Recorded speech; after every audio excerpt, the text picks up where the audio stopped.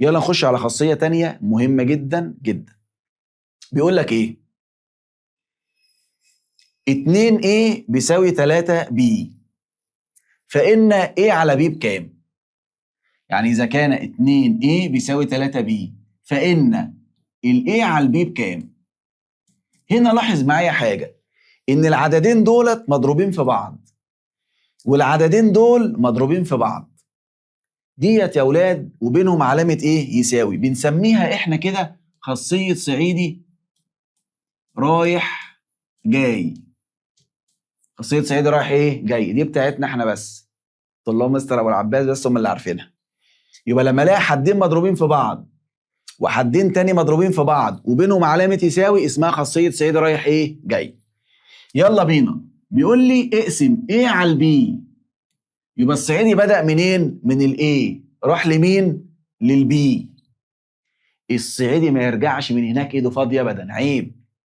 هو بدأ من الاي راح للبي، طب هو راجع ياخد مين معاه؟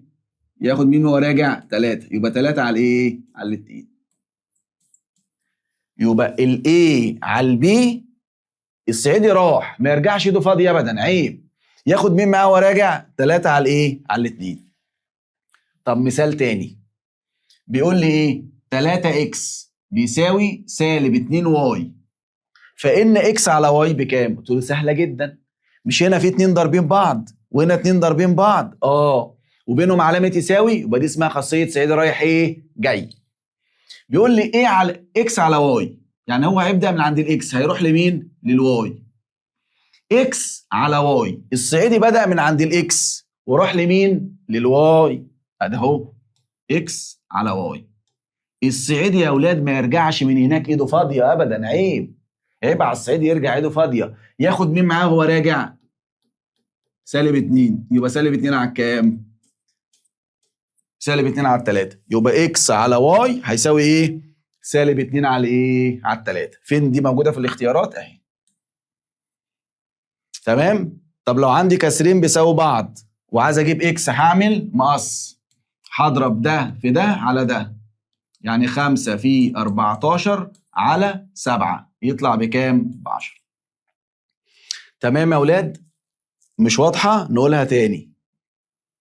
دلوقتي انا لو عندي 3x ناقص 5y بتساوي 0، فإن x على y بكام؟ خد بالك، انا عشان استخدم خاصيه صعيدي رايح جاي لازم يكون ايه؟ عددين مضروبين في بعض عددين مضروبين في بعض بيساوي عددين مضروبين ايه؟ في بعض وبينهم ايه؟ يساوي. لو بينهم يساوي يجي الصعيدي يروح ويجي. لكن هنا يا شباب هل دول بينهم علامه يساوي؟ لا يا خساره، مش بينهم علامه يساوي. طب اعمل ايه يا ربي؟ بص يا اولاد، 3x ناقص 5y، فهودي ده الناحيه الثانيه بعكس الايه؟ الاشاره. يبقى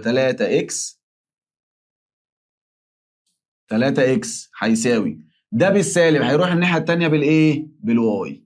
ايوه كده يا ابو عمو، هو ده يا ابو عمو الشكل اللي انا متعود عليه.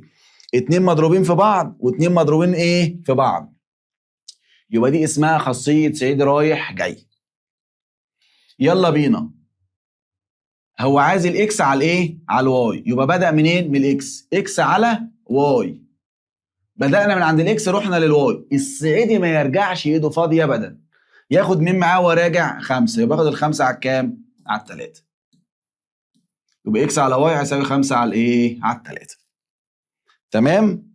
دي برضو خاصيه مهمه جدا هنستنتجها وهنستفاد منها في حل المسائل وهنشوف كمان شويه.